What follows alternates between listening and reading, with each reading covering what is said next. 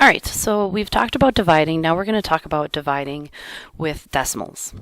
All right, so today's objectives. After we're done with this lesson, I will be able to divide whole numbers by decimals and to divide decimals by decimals.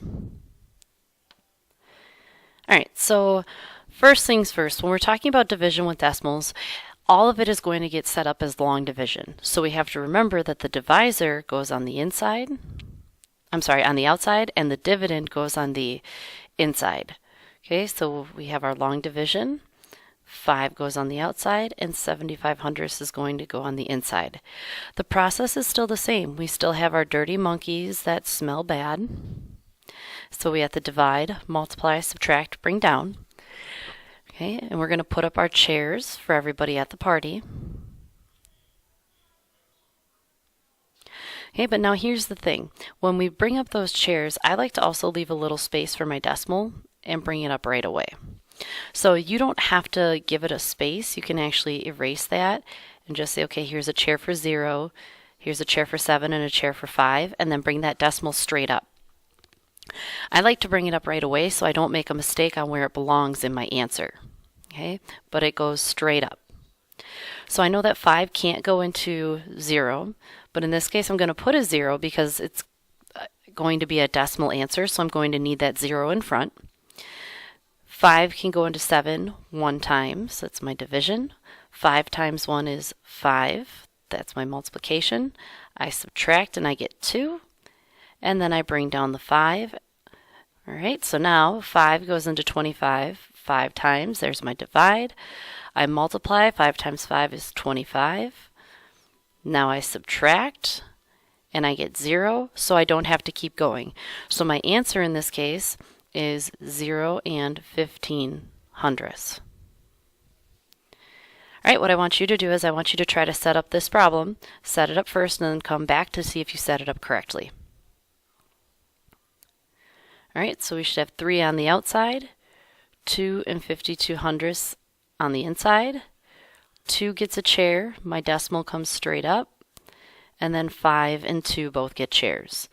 3 cannot go into 2, but 3 can go into 25, and it goes into 25 8 times. 3 times 8 is 24. And then I subtract and I get 1, and I bring down the 2. 3 goes into 12 4 times. 3 times 4 is 12, and I subtract and I get 0. So my answer in this case is 0 and 84/100. Okay. Notice I ignore the decimal when I'm doing my actual long division part. I bring it up right away, and then it's like it doesn't even exist when it comes to my division. It's kind of like I'm dividing 252 by 3 when I'm doing the math, but then remembering at the end there was a decimal in my answer. All right, so now it gets a little bit more complicated when we have decimals in both the dividend and the divisor. All right, so first and foremost, you have to set up the problem as long division. All right, so make sure you're writing down your steps and showing the example. After we set the problem up as long division, we're going to move the decimal on the outside number over until it hits the division symbol, more specifically until it turns into a whole number. Okay, that outside number, again, is the divisor. So we're moving the decimal on that divisor until it hits the long division symbol. So I'm moving it over one spot. And then what the rule is, what I do to one, I have to do to the other. So since I moved my decimal once on the outside, I have to move it once on the inside. So move your decimal on your inside number as many times as you moved your outside decimal. All right. So again, my decimal hit the division symbol. I moved it once, so on the inside I move it once. And then I go ahead and divide as normal. So again, I put up my chairs. 12 can't go into 3, but it can go into 36 3 times. 12 times 3 is 36, and I get 0. So my answer in this case is 3. The key part here is remembering that you move the decimal on your divisor until it hits the division symbol, okay, or until you make a whole number, and then you do the same thing on your dividend. All right, so first let's practice. How many places do we move the outside decimal? Okay, your answer should have been 1, 2, 3 places. And then on the bottom one, the answer should have been 1, 2 places. So we move it 3 places, 2 places. So then now the next question is, if that's the case, how many spaces do we move it on the inside decimal? Oops. There we go. How many places do I move it on the inside decimal? Well, then on the first one, it would be, again, 3 places. And then now on this one, remember these are 2 different problems. This one we moved it on the outside 2 times. So on this one we have to move it 2 times. All right, so let's go ahead and give this a shot. We're going to have 2 different problems here. And actually, let's go ahead and turn this 4 into 0 and 4/10. All right, so 0 and 4/10 goes on the outside. 3 and 9800ths goes on the inside. Set it up first, move your decimal, and then reset it up. So I know I have to move it once. I have to move it once.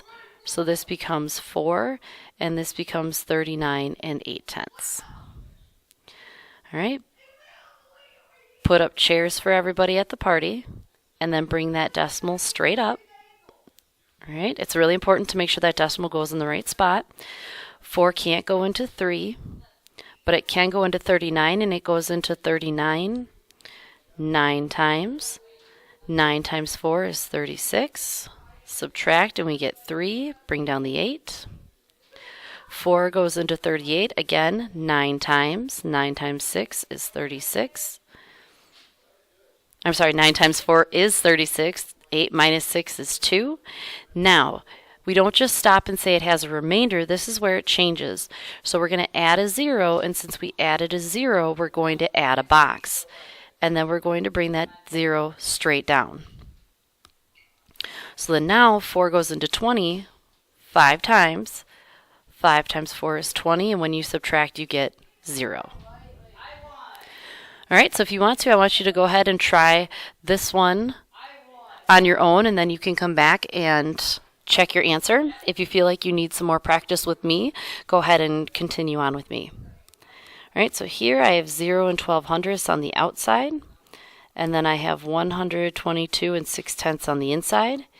Here I move my decimal twice to the right, so here I have to move it twice to the right.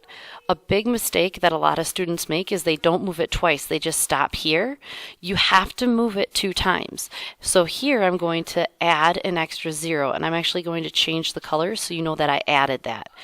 So then my new problem, so this becomes 12 on the outside, and then this becomes 12,260 on the inside. So now I can put up a chair for everybody at my party. And now notice my decimal is down here now.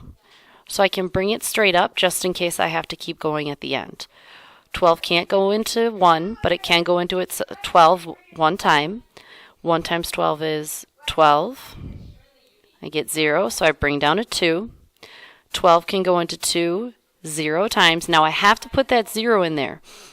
If I don't put that 0 in there, that's going to change my answer. Okay, I didn't have to put the 0 here because it's in front of the number. Here I have to put it in because it's going to be in the middle of the number.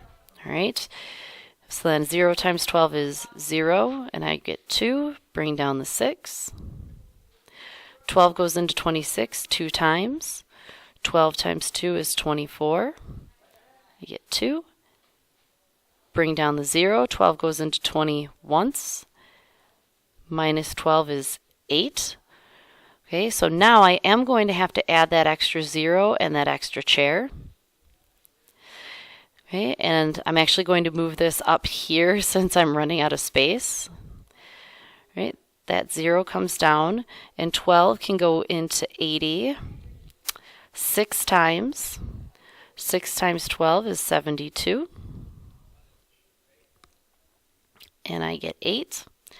Well, let's go ahead and add a 0 on again and add another seat and bring it down. And notice that I'm getting 80 again. Okay, because I did 8 minus 70, or 80 minus 72, and that gave me 8. And I can double check my math. 12 times 6. 2 times 6 is 12. Carry the 1. 1 times 6 is 6, plus 1 is 7. So that's 72. So I did that correctly. Well, I got an 8 down here, and I'm getting an 8 again here. And when I bring down that 0, it gives me 80. 12 is still only going to be able to go into 80 6 times. 6 times 12 is always going to be 72, and 80 minus 72 is always going to be 8. So if you notice, this pattern right here is starting to repeat. Since it repeats, you're always going to get 8 left over. You're always going to bring down a 0 and get 80.